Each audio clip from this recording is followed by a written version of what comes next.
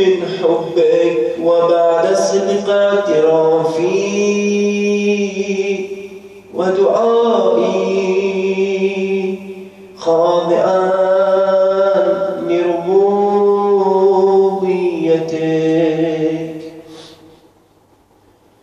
هيهات أنت أكرم من أن تضيع من ربيته أو تبعث من أذليته أو تشرد من آويته أو تسلم إلى البلاء من كفيته ورحمته. وليت شعري يا سيدي وإلهي ومولاي أن تسلط النار على وجوه خرت لعظمتك ساجدا وعلى ألسن نطقت بتوحيدك صادقا وبشكرك مادحا وعلى قلوب اعترفت بإلهيتك محقا وعلى ضمائر حوت من العلم بك حتى صارت خاشعة وعلى جوارح سعت إلى أوطان تعبدك طائعا وأشارت باستغفارك مذعنا. ما هكذا الظن بك ولا أخبرنا بفضلك عن كريم يرى وأنت تعلم ذا عن قليل من بلاء الدنيا عقوباتها وما يجري فيها من المكاره على أهلها على أن ذلك بلاء ومكروه قليل مكثوح يسير بقاء قصير مدته. فكيف احتمالي لبلاء الآخرة وجميل وقوع المكاره فيها وهو بلاء تطول مدته ويدوم مقامه ولا يخفف عن أهله لأنه لا يكون إلا عن غضبك وانتقامك وسخطك وهذا ما لا تقوم له السماوات والأرض. يا سيدي فكيف بي وأنا عبدك الضعيف الذليل الحقير والمسكين والمستكين. يا إلهي وربي وسيدي ومولاي لأي الأمور إليك أشكو ولما منها ضج وأبكي لأليم العذاب وشدته.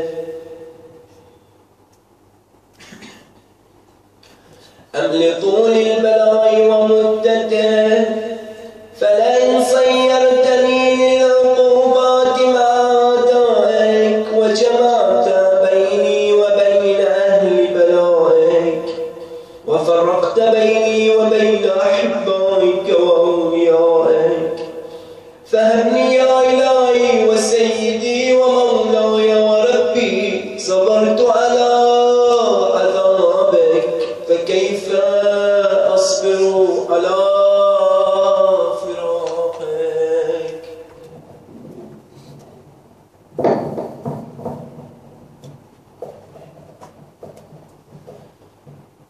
وهبني يا إلهي صبرت على حر نارك فكيف أصبر عن النظر إلى كرامتك.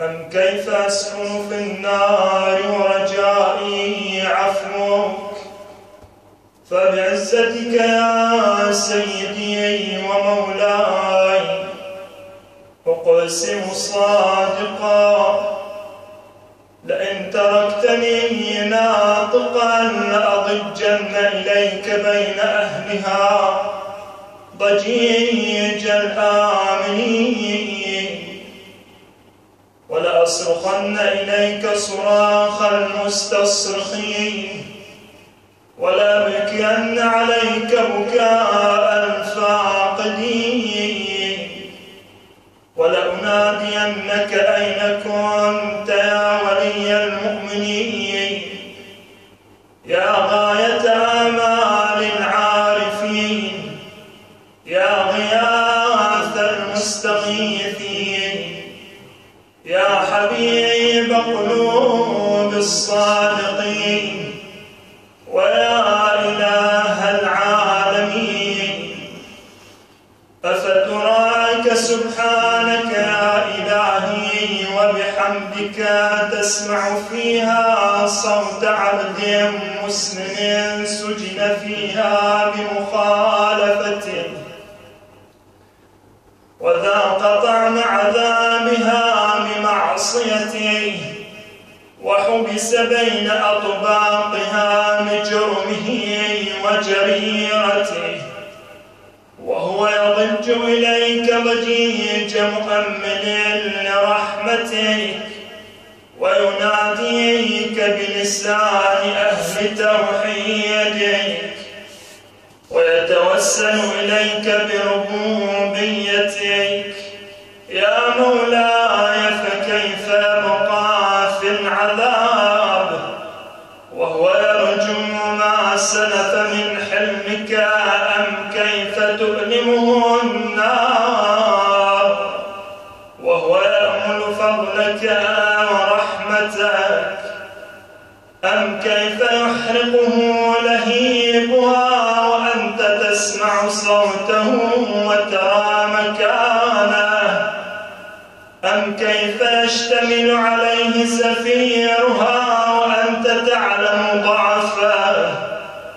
أم كيف يتقلقل بين أطباقها وأنت تعلم صدقه؟ أم كيف تزجره زبانيتها وهو يناديك يا رباه؟